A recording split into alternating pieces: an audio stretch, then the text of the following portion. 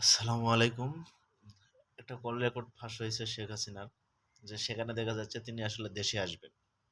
মানে তিনি বলতেছেন যে আমি আসলে দেশের কাছাকাছি আছি। তো এটার আসলে ভয় পাওয়ার কোনো কিছু নাই।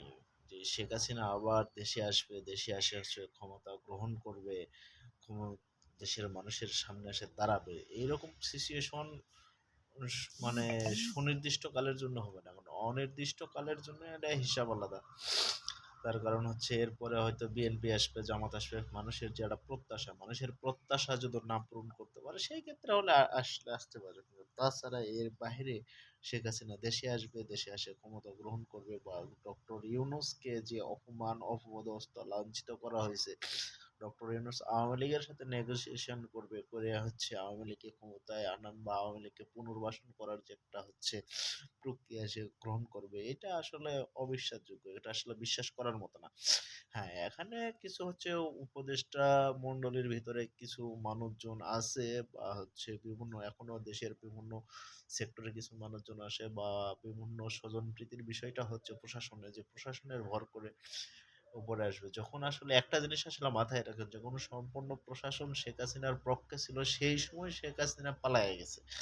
তো এখন প্রশাসনের যদি এখন 100% প্রশাসনের মধ্যে যদি 10% প্রশাসন হচ্ছে আওয়ামী লীগ বা আওয়ামী লীগের পক্ষে কাজ করবে গোপনে গোপনে, তার উপর ভিত্তি করে শেখ হাসিনা দেশে আসে ক্ষমতা গ্রহণ করবে, এটা আসলে দিবা স্বপ্ন ছাড়া আসলে কোনো কিছুই না। তার কারণ 100% ফুল সাপোর্ট, প্রশাসন, দলীয় সাপোর্ট সবকিছু নিয়ে তারপর দিবালোকের মতো প্রকাশ্য মানে সমর্থন নিয়েও যে আসলে টিকতে পারে নাই, দেশ ছেড়ে পালিয়ে যেতে বাধ্য হয়েছে। হচ্ছে সেই জায়গাতে আবার হচ্ছে গোপনে 10%, 90% বাদে 10% সমর্থন নিয়ে শেখ হাসিনা আবার বাংলাদেশের এই ক্ষমতায় আসবে বা আওয়ামী লীগকে পুনর্বাসন করবে, এটা আসলে স্বপ্ন ছাড়া এই মুহূর্তে কিছুই না। তবে হ্যাঁ, রাজনীতিতে একটা কথা আছে, শেষ বলে কোনো কিছু নাই। কোথায় শেষ হয়, কোথায় থেকে শুরু হয়। আবার আজকে যে বন্ধু কালকে সে শত্রু, এইরকম হয়। আবার কালকের শত্রু আজকের বন্ধু হয় রাজনীতিতে, এটা ঠিক আছে। কিন্তু তার মানে এই না যে প্রশাসনের ২-৪টা হচ্ছে এসি, ডিসি বা এসপি কোনো রকম হাত করে বা হচ্ছে ২-৪ জন সচিবকে হাত করে শেখ হাসিনা আবার ক্ষমতায় আসবে। এটা আসলে স্বপ্ন ছাড়া কিছুই না। এখন হয়তো আমার মনে হচ্ছে যে শেখ হাসিনার হচ্ছে যে ফোন কল, এটা হচ্ছে সেন্ট্রালের কোনো নেতারাই আসলে ধরতেছে না। তারা আসলে জীবন বাঁচানোর জন্যই ব্যস্ত। তারা হচ্ছে কোনো রকমে খালি বর্ডার পার হইতে পারলেই বাঁচে। এইরকম সিচুয়েশন হলে তারা আসলে চলতেছে। মানে দিনের পর দিন দেখা যাচ্ছে যারা যে সকল নেতাকর্মী ধরা পড়তেছে সেন্ট্রালের, প্রত্যেকে বর্ডার এলাকায় ধরা পড়তেছে। তার মানে কি তারা পালানোর উদ্দেশ্যে আছে।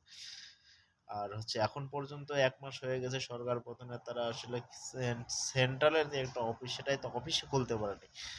তো তাহলে অফিস করলাম না, কোনো কিছু করলাম না, শুধু দেশে আসবো আসবো, এগুলো আসলে হুমকি দুমকি দেশের মানুষকে চাঙ্গা করা। আর হচ্ছে কিছু মানুষ না বুঝেই বা হচ্ছে কিছু নেতা কর্মীরা অতটা আহ, হচ্ছে বাস্তবতা না বুঝে হাসিনা ফোন করছে, শেখ হাসিনা ফোন করছে, এটা আসলে আনন্দটা পাচ্ছে। এগুলো আনন্দ বেশি দিন আসলে টিকবে না। এত সহজে আসলে ডক্টর ইউনূসও ছাড়বে না বা মানুষজন মানে সাধারণ জনগণও তাদের ছাড়বে না। তবে হ্যাঁ, এখানে সবচাইতে বড় হচ্ছে আওয়ামী লীগের জন্য সুযোগ হবে। সেটা হচ্ছে এর পরবর্তীতে যে দল বা বর্তমান যে উপদেষ্টা মণ্ডলী আছে, এগুলা যদি হচ্ছে আপনার হচ্ছে মানুষের প্রত্যাশা পূরণে ব্যর্থ হয়, সেই ক্ষেত্রে একটা হিসাব হলে হতে পারে। কিন্তু তাছাড়া স্বাভাবিক হিসাবে এত সহজ না। এটা হচ্ছে কোনোভাবেই মানে শেখ হাসিনা এসে ক্ষমতা গ্রহণ করবে, এটা আসলে সম্ভব না। এখন সুনির্দিষ্ট কালে তো হবে না। যেমন হচ্ছে আওয়ামী লীগ ক্ষমতায় আসলো, ৫ বছর পর ক্ষমতায় শেষ হবে, তারপরে বিএনপি আসবে, এটা একটা বা ১০ বছর পর আসবে, কারণ দলীয় কার্যক্রম তো ওখানে চলে তখন। এটা একটা সুনির্দিষ্ট কার্যকলাপ।